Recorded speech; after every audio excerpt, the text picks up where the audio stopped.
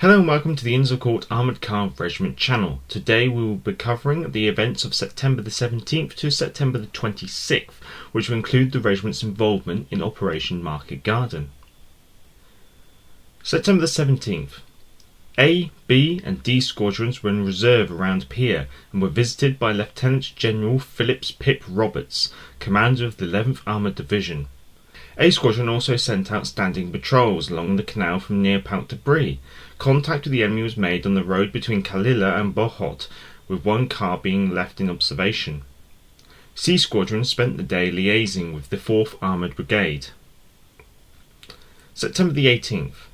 A and D Squadron remained in reserve near Pier. B Squadron sent out patrols of the canal to the east and southeast. During the night, an enemy counterattack at the bridge at St. Hybec-Lille was repelled. C Squadron continued to liaise with the 4th Armoured Brigade. September the 19th. A Squadron continued to remain in reserve near Pier. B Squadron kept up patrols of the canal to the east and southeast. C Squadron spent a third day liaising with the 4th Armoured Brigade. D Squadron joined the Allied efforts for Operation Market Garden, joining the 5th and 4th Yeomanry Regiment and the Hereford Regiment, crossing the Escaut Canal at the bridgehead at near Pau, which had been created by the Guards Armoured Division. D Squadron were tasked with carrying out a reconnaissance of the road from Wolsterberg to Leende, and to assist the main column that was to attack Achel from the north. The patrols towards Leende found it to be still occupied by the enemy.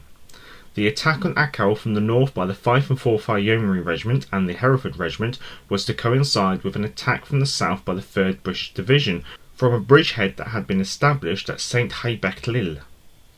The roads became so clogged with traffic that one recce troop carried out a reverse reconnaissance of the roads back to Schlaft in order to try and establish another route over which the tanks could progress. It was found that the bridges on the minor roads heading south to Achel were either unfit for heavy traffic or had been destroyed. Due to the lack of suitable alternative roads, and with the existing ones becoming clogged with traffic, the attack from the north began to bog down and eventually was called off. D Squadron harboured at Wackenswaard for the night. September the 20th. B Squadron was ordered to set up a perimeter at St. Hybec-Lille in order to protect the echelon units. C Squadron was relieved of its duties with the 4th Armoured Brigade and headed back to Pier. D Squadron set off at first light towards Leende, which civilians were reporting to still be occupied by the enemy. Leende was found to be occupied, but was cleared by Allied armour by 1400 hours. D Squadron patrols were then sent out to inspect the bridges at Sommereux and Le Hop. The bridge at Sommereux was found to be strongly held by the enemy, while that at Le Hop had been destroyed. A Squadron received orders a little past 1700 hours to advance into Holland, crossing the border, and then harbouring for the night at 2100 hours. September the 21st. D Squadron went into reserve, while A Squadron took over the lead. A Squadron initially headed from Leende to Hees, and from here, patrols were sent out to report on the bridges at Sommereux, Le Hop, Stipdonk and Helmond. In addition, they were also to link up with the US 101st Airborne, which were reported to be in Haldrop. At Haldrop, A Squadron encountered the Royal Dragoon Guards, whom had attached themselves to the US 101st Airborne, and were in possession of the town. 2 bridges north of the town were found intact and were captured and held by A Squadron's Blitz support troop. A Squadron's patrols that headed to Sommereux and Le Hop found the bridges to be destroyed. The patrol heading to the bridge at Stipdonk came under heavy fire from the far bank as they got within 45 metres. In order to disengage from the enemy, the leading scout car instantly went into reverse, but went over the side of the dyke and overturned, instantly killing Lance Sergeant H. Dodge. The driver was unhurt and was pulled clear of the vehicle by a nearby Dutch family. Furthermore, patrols from D Squadron took part in the clearing actions at Neuner and Mierlo. B Squadron remained at St. Hybec-Lille in order to protect the echelon units until 1300 hours, after which they relocated to Leende. C Squadron covered the right flank of the 159th Infantry Brigade as they advanced into Holland. Opposition at Bedel held a progress, with Bedel being cleared by the evening, where C Squadron harboured for the night. September the 22nd. A Squadron spent the day in reserve at Leende. C Squadron also spent the day in reserve at Bedel. B Squadron was placed under the command of the 159th Infantry Brigade, who were in the area of Sommereux, and intended to cross the canal and attack Astur via a bridgehead that had been established by the 5 and 4 Armoured Regiment and the Hereford Regiment. Royal Engineers had installed a bridge overnight that would be used by the Inns of Court to cross the canal.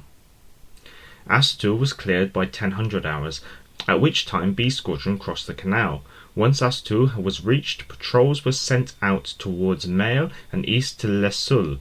However, the enemy defences around Astur stopped all progress, and the patrols were recalled to Astur, where they harboured for the night. D Squadron were to patrol the canal from Sorn through Arles-Rixtel to Helmont. Enemy resistance was encountered at Overberg, with the rest of the patrol line found to be clear. September the 23rd. A Squadron and C Squadron spent another day in reserve at their previous locations, with A Squadron at Laindeur and C Squadron at Burdel. B Squadron again attempted to recce out of Astur, sending out patrols towards Mail and east to Les Sulles, but for the second day in a row, enemy defences around Astur stopped all progress, and the patrols were recalled in the early evening. D Squadron repeated its patrol of the canal from Sorn through Arles-Rixtel to Helmont, harbouring at Heldrop for the night. September the 24th. A Squadron spent a third day in reserve at Laindeur, while B Squadron also went into reserve. C Squadron came out of reserve and headed out at 0500 hours to Astur bridgehead. They managed to make contact with the 15th and 19th Hussars at Les Sulles, where heavy fighting was still taking place. By evening, C Squadron had been able to reach Dureneur, but further advance wasn't possible due to stiff enemy resistance, so the squadron withdrew to Flieder, where they harboured for the night. D Squadron again repeated its patrols of the canal, from Sorn through Arles-Rixtel to Helmont, returning to their harbour at Heldrop for the night. September the 25th. A Squadron were ordered to recce all routes out of Dureneur to the east, northeast towards St. Antonis, northwest through Bachel, and west towards Helmont. Dureneur was cleared by 0630 hours, but progress out of the town was slow due to significant enemy resistance. But this time, the Allied tanks started to break down the enemy defences. Bachel and Helmont were reached, and their routes found clear, apart from the occasional sniper. Patrols that reached Bachel pushed on north and also found Regiment to be clear. St. Antonis was reached by 1600 hours, and patrols made slight advances from St. Antonis before being recalled for the night, having made 17 miles of progress during the day.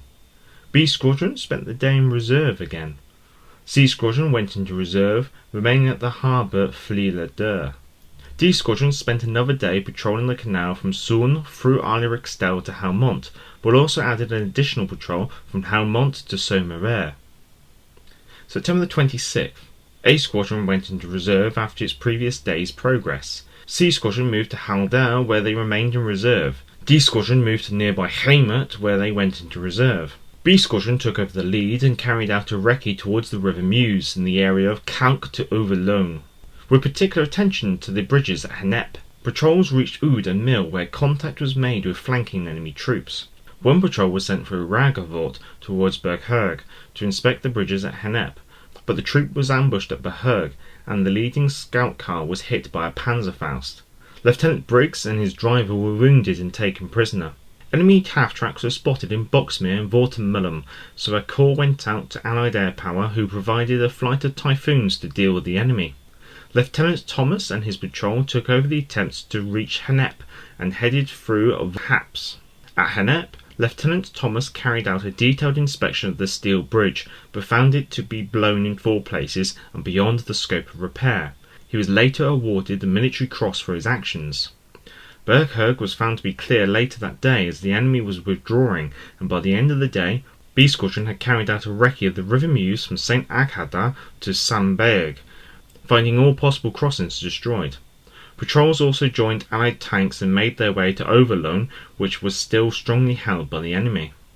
Losses over these days were 2 injured, 1 killed, with 1 Dingo scout car knocked out, while another scout car had to be abandoned after being overturned.